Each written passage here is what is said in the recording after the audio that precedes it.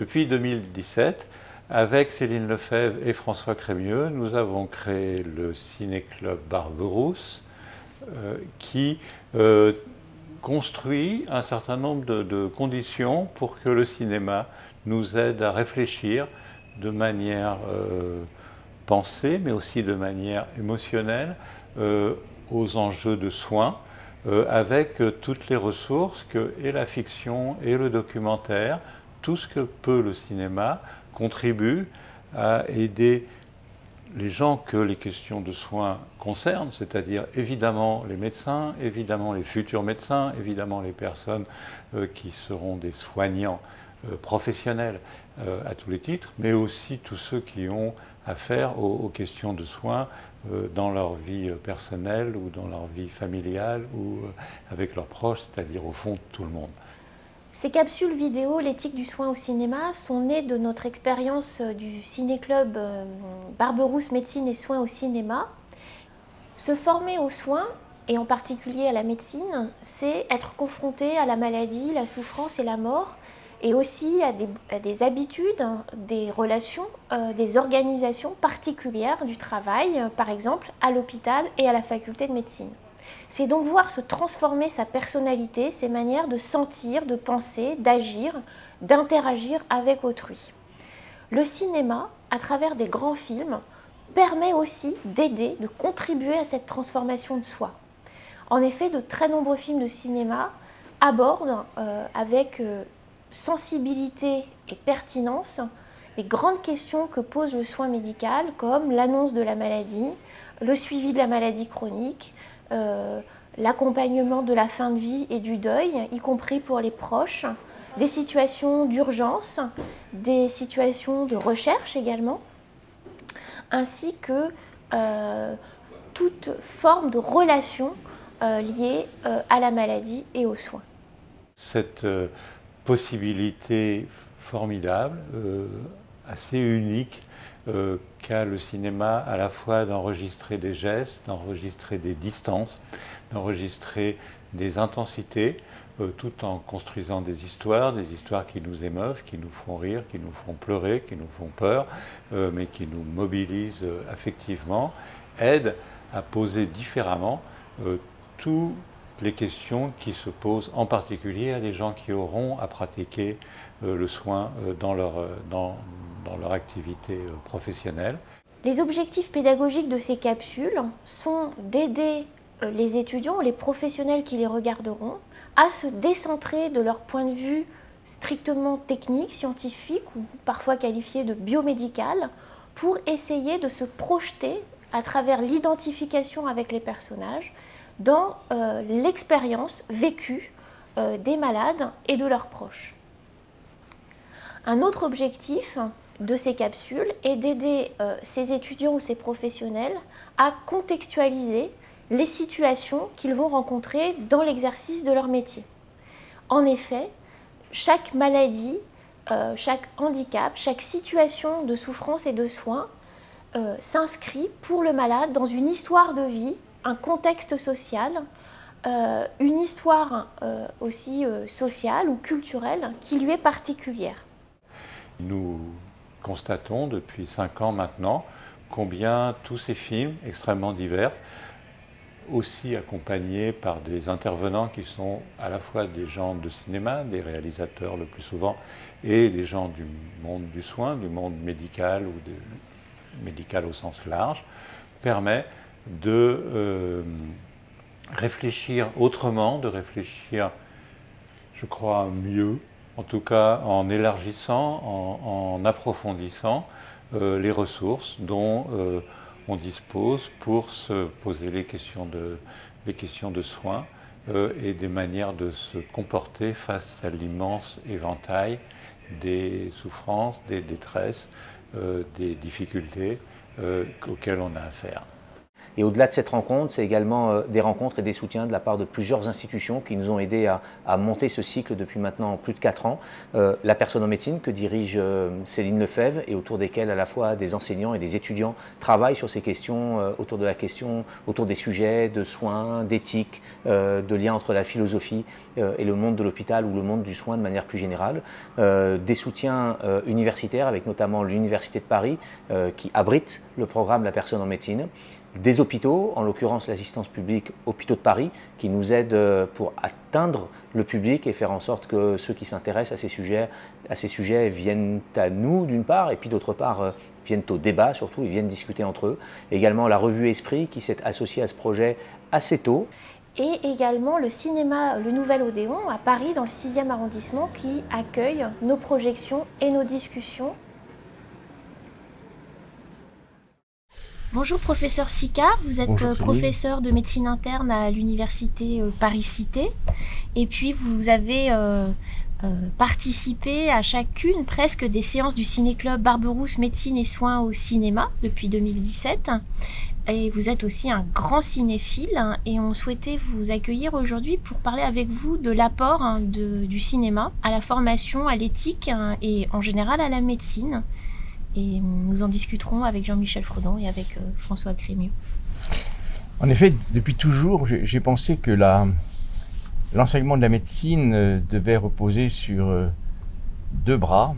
L'un qui était la science, la rigueur, et l'autre qui était, et c'est ce qui fait la spécificité de la médecine, le regard social, le regard de la société, le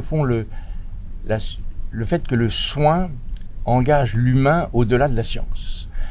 Et que la seule façon de pouvoir éduquer les étudiants en médecine, c'est de demander au cinéma de leur montrer l'autre face. Combien de films m'ont fait découvrir ce que j'ignorais complètement, parce que chaque médecin est enfermé dans son métier, il a toujours envie d'en savoir plus, et à un moment donné, il croit qu'il comprend l'existence. Or, il comprend rien à l'existence. Car un malade, et quand j'ai toujours dit que, au fond, il n'y a pas dans l'humanité des gens debout et des gens couchés, il y a des gens qui sont de temps en temps couchés, de temps en temps debout, et que c'est très important pour que celui qui est debout sache qu'il pourrait être couché et qu'il pourrait être en train de regarder le médecin. Et seul le cinéma, alors, il y a plein de films, mais c'est pas tel ou tel film, c'est plutôt cette multiplicité, parce que s'il y avait un seul regard sur la médecine, ce serait très pauvre. Au fond, le cinéma instaure la complexité qui manque souvent à l'enseignement médical, qui est figée dans une sorte d'exigence, de réussite et de pouvoir. Et c'est la critique du pouvoir médical par le cinéma qui est une grande leçon. Et je trouve que, au fond, plus un médecin se considère comme un malade potentiel. Quand je disais aux étudiants, ce que je vous souhaite c'est d'être un jour malade, ils me regardaient en disant que j'étais vraiment... vous comprendrez votre métier beaucoup mieux quand vous serez malade de ce que c'est la médecine. Et je pense que le cinéma peut, sinon faire l'économie du passage par la maladie, au moins de les remettre en situation d'interrogation sur leur existence. Mais est-ce que vous ne croyez pas qu'aussi le cinéma, outre ces dimensions critiques que vous avez dit, construit aussi d'autres formes d'empathie, d'autres formes de rapports qui, eux, peuvent être plutôt bénéfiques, plutôt élogieux, plutôt affectueux, plutôt accueillants, mais qui sont propres à ces outils, à la présence de corps, au fait qu'ils racontent en même temps une histoire d'amour ou le rêve qu'a fait quelqu'un, des choses dont on ne parle pas, qui sont en dehors de la pratique médicale, et en les mêlant ensemble, ils contribuent aussi à ce pouvoir de formation dont vous parlez. Oui, mais il faut se méfier de l'héroïsation. C'est-à-dire que la tentation du cinéma, un peu celle d'autrefois, Pierre Freinet, c'était le grand patron, il est impitoyable, mais en même temps, il fait partie de l'élite. Au fond, ce que je crois, c'est que la médecine ne doit pas apparaître comme une sorte de sorcellerie distinguée qui a pouvoir sur les êtres et pour lesquels il faut abdiquer une sorte de liberté. Et je pense que, moi, ce que j'ai toujours, et dans les films que j'ai pu voir récemment, ce qui m'a intéressé, c'est plutôt la mise en question de la médecine. Mais non pas la mise en question par les médecines douces ou par telle ou telle pratique médicale, mais comment la médecine doit perpétuellement descendre de son cheval et d'être plus proche de la réalité humaine que de la science. La science, elle est le fondement, mais cette science doit sans arrêt être interrogée dans sa finalité. Et au fond, ce qui m'intéresse dans la médecine, c'est ça, cette ambivalence entre une discipline merveilleuse, passionnante, et en même temps une discipline qui doit être quelquefois un peu humiliée dans ses résultats, et qu'elle n'est pas définitivement au-dessus de l'humanité, elle est au cœur de l'humanité. C'est intéressant de justement montrer à l'étudiant comment la médecine est une part de l'existence qui peut sauver, qui peut quelquefois meurtrir, mais elle n'est pas en situation exceptionnelle, elle est au service de l'humain. Et que, au fond, la tentation de la médecine, c'est d'avoir le sentiment que les humains sont à son service. Et mon obsession, c'est que la médecine est au service de l'humanité et non pas le contraire. Et c'est pour ça que le cinéma m'intéresse dans cette façon de relativiser cette espèce de pouvoir fascinant qui éblouit quand on voit des résultats de prothèses ahurissantes, de chirurgie de grande complexité, de traitement soudain du sida, de la vaccination qui arrive comme ça en quelques mois, qui laisse béat d'admiration l'humanité, de montrer cette face un peu plus complexe. Et au fond, ce qui est intéressant dans le cinéma, c'est de révéler l'invisible, de rendre visible l'invisible, de rendre visible ce qui n'est pas forcément exprimé dans les titres des journaux.